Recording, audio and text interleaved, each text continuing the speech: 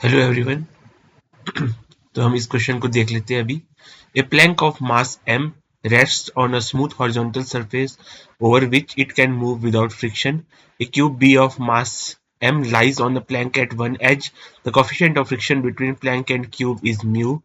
इसके बीच में the size of cube is very small in comparison to plank. At what force F applied to the plank in horizontal direction will cube begin to slide towards the other end of plank? ये पता करना है हमारे को। और in what time cube falls from the plank if length of letter is L. तो time पता करना है कितने टाइम में वो ये क्यूब यहां से यहां तक फॉल हो जाएगा।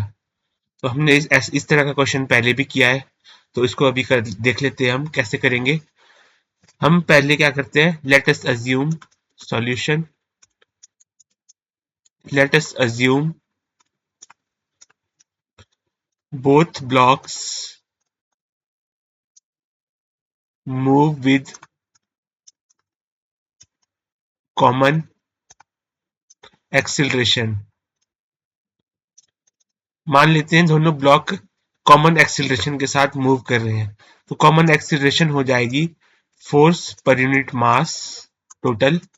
ये जाएगा force per unit total mass हो जाएगा m। स्मॉल स्मॉल ब्लॉक का मास m है, इसका m है प्लस m। ओके, मीटर पर सेकंड स्क्वायर। आई होप यहां तक समझ में आया होगा आपको। हमने कॉमन एक्सीलरेशन मान ली है इसकी F by m plus m plus m। अब क्या होगा, अब मैं इसकी FBD बना देता हूं। B है, नीचे ब्लॉक A है,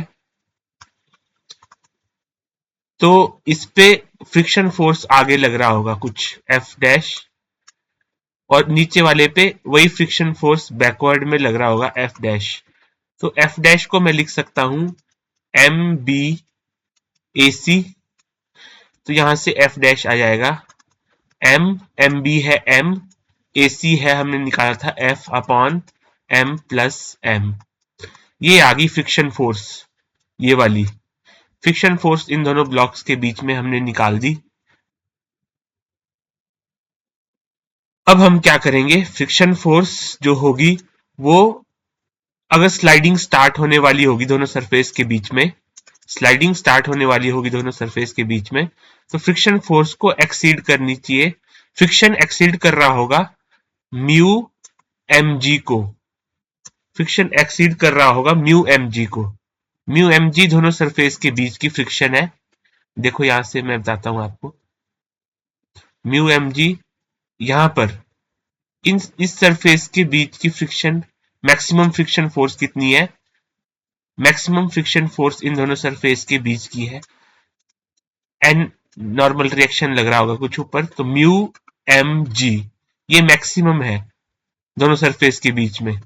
इसको एक्सीड कर गया अगर फ्रिक्शन, तो स्लाइडिंग हो जाएगी। तो फ्रिक्शन हमने निकाला था M F upon M plus M. ये एक्सीड कर जाएगा म्यू एम जी को। ओके, यहां से जब मैं इसको सॉल्व करूंगा तो friction F is equal to और greater than mu M plus M into जी।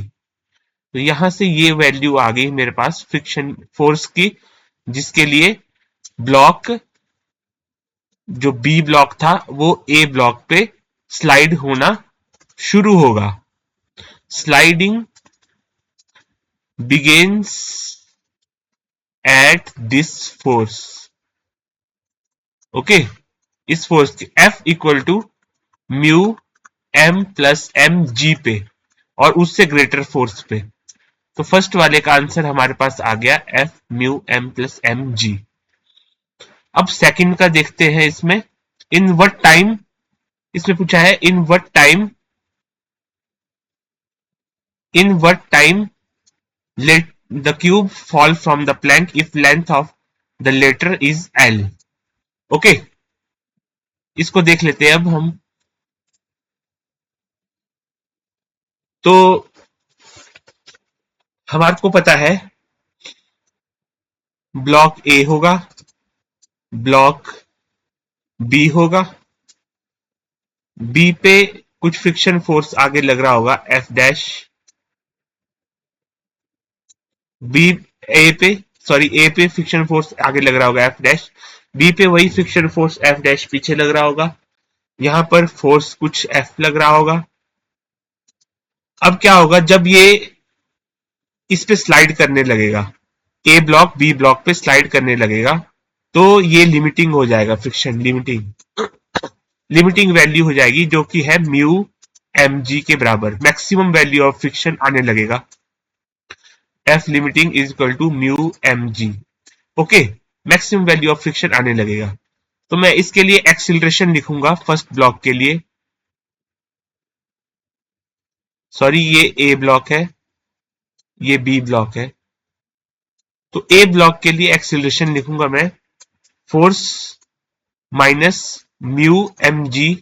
म्यू एम जी इसमें पीछे लग रहा है ए ब्लॉक पे, ये ए ब्लॉक है, इस पे म्यू एम जी पीछे लग रहा है, बाय इसका मास है एम, कैपिटल एम, इसका है स्मॉल एम, तो कैपिटल एम।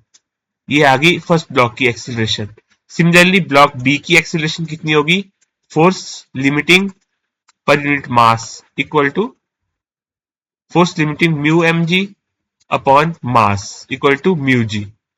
आई होप यहां तक आपको समझ में आया होगा ये। अब मैं एक्सिलरेशन लिखूंगा रिलेटिव। रिलेटिव एक्सिलरेशन हो जाएगी फर्स्ट की A A minus A B. Relative acceleration यहां से आ जाएगी F minus mu M G by M minus mu G. Okay,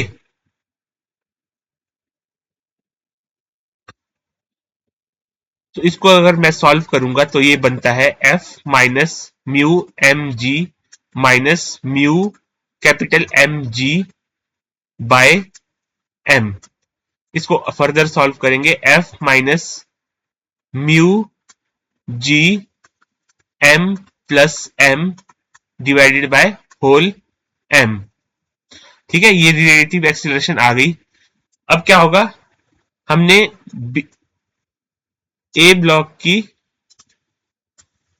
हमने रिलेटिव एक्सीलरेशन लिख ली दोनों की with respect to each other. अब ये ब्लॉक उस एक्सीलरेशन से चलेगा, एक ब्लॉक को हमने रेस्ट पे मान लिया और बी ब्लॉक इसके ऊपर से स्लाइड करता हुआ जाएगा आगे तक, यहां लेंथ एल तक इस पे स्लाइड करेगा। तो एस हो जाएगा S equal to L is equal to half A relative T square.